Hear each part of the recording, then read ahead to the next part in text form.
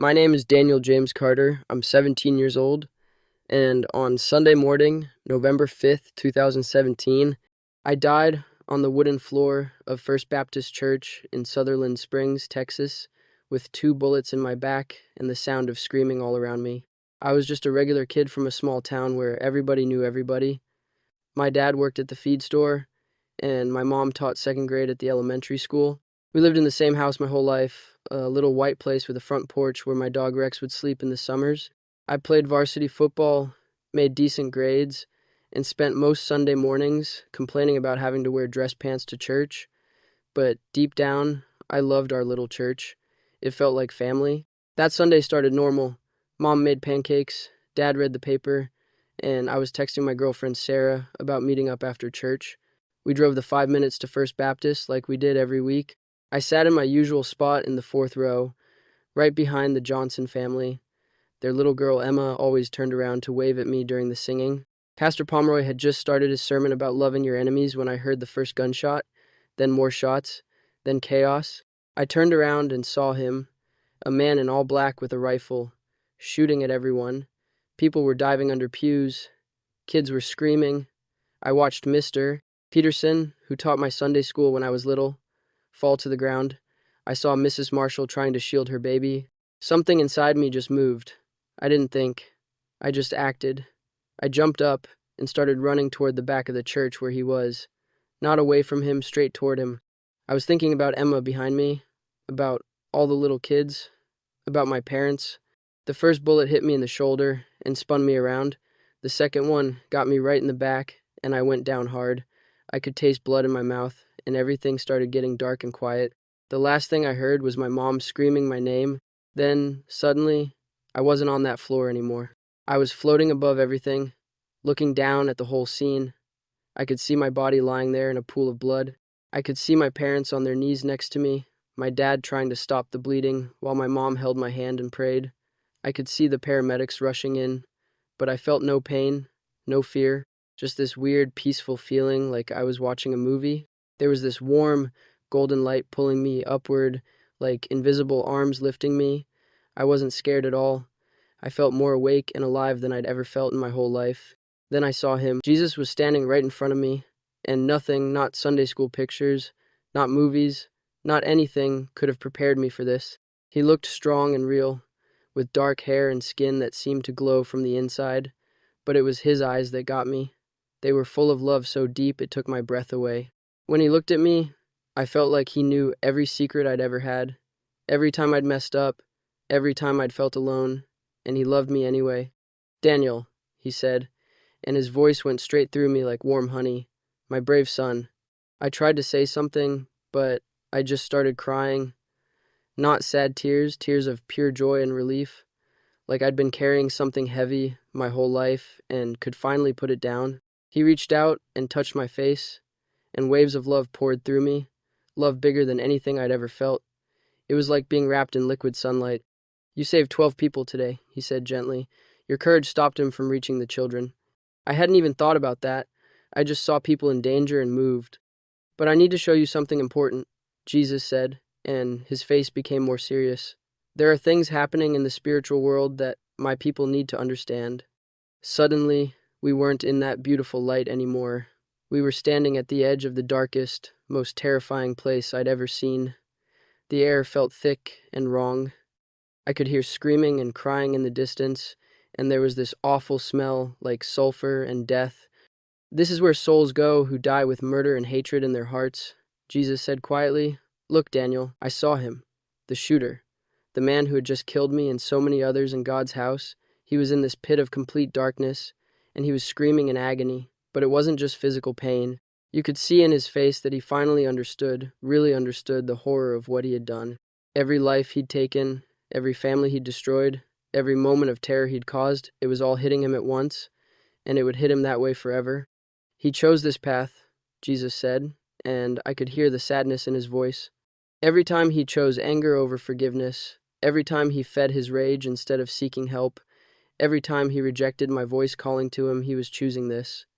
But then I saw something that shocked me even more. There were others there. Lots of others. People who had attacked churches and schools and other innocent places. They were all in the same darkness, all experiencing the same endless torment. They all made the same choice, Jesus said.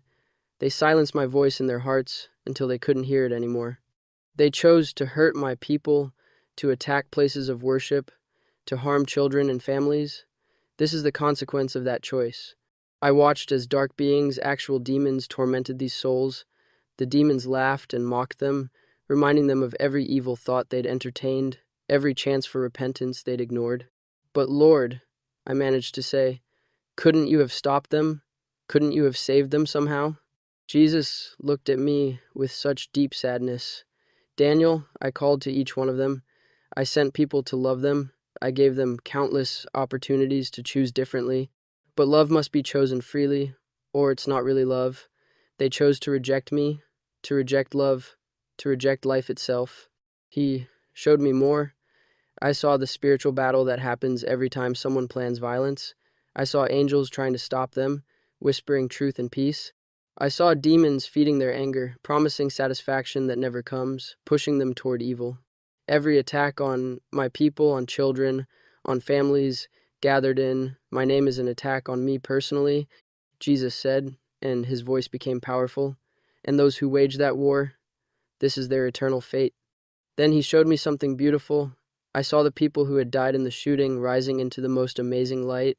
I saw Pastor Pomeroy there, looking young and glowing with joy. I saw the Holcombs, all 8 family members together, laughing and embracing, 26 souls total, all welcomed into paradise. They died as martyrs, Jesus said. They were killed simply for being in my house, seeking me. Their reward is beyond imagination. But then his expression became urgent, and he gripped my shoulders. Daniel, this is why I'm sending you back. My people need to know what's really happening. Every time someone walks into a church with evil intentions, hell itself celebrates. Satan thinks he's winning by making my people afraid to gather together. He showed me churches across America where people were now scared to attend, families staying home on Sundays because they were frightened, children having nightmares about Sunday school. This is exactly what the enemy wants. Jesus said, he wants my people scattered, afraid, isolated.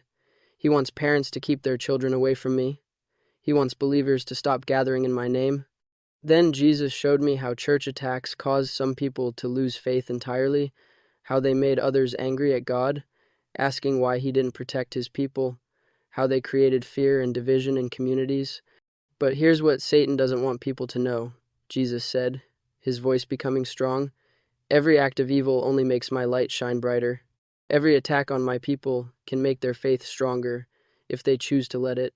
And every person who dies in my house becomes a warrior in my heavenly army. He showed me something that made me cry. For every person killed in a church attack, he showed me dozens more people who came to faith because of the love and forgiveness shown by the victims' families. He showed me how communities came together, how churches grew stronger, how his name was glorified even in the darkest moments.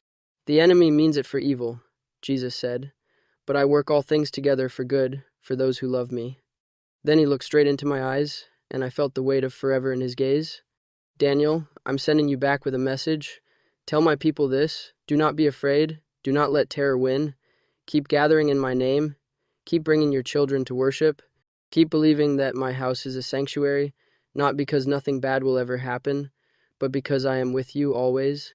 He paused, and his voice became gentler but more intense. And tell them this: every person who has ever harmed children or attacked my people will answer to me. Justice will come, perfect justice. They may think they've gotten away with it, but they will stand before my throne, and what you've seen today is only a glimpse of their eternal punishment. I felt chills run through me as he said that. But also tell them, he continued, that even now, even for those planning violence at this very moment, there is still time. My mercy is greater than any sin, but it must be received while they still draw breath. I am calling to the angry, the broken, the ones feeding on hatred right now. I am calling them to come to me, to let me heal their wounded hearts, to choose love instead of violence. Tears were streaming down my face. Lord, will anyone listen? Will this make any difference?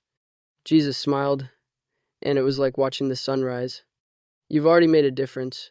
Your courage today saved 12 people. Your story will save many more. Some will hear your words and choose to walk into my house despite their fear. Some who are planning evil will hear your testimony and fall to their knees instead of picking up weapons. But then his face became serious again. However, know this: more attacks will come. We are in the end times, and the enemy knows his time is short. There will be more violence, more attempts to drive my people away from gathering together. But also know this: I am with my people always, even when they walk through the valley of the shadow of death. He showed me one last vision. I saw churches across America filled with people who refused to live in fear. I saw children laughing in Sunday school despite the dangers. I saw communities of faith growing stronger, not weaker, in the face of attacks. This is my will, Jesus said. That love conquers fear. That faith conquers terror. That light conquers darkness. Suddenly, I felt a pulling sensation. I knew it was time to go back.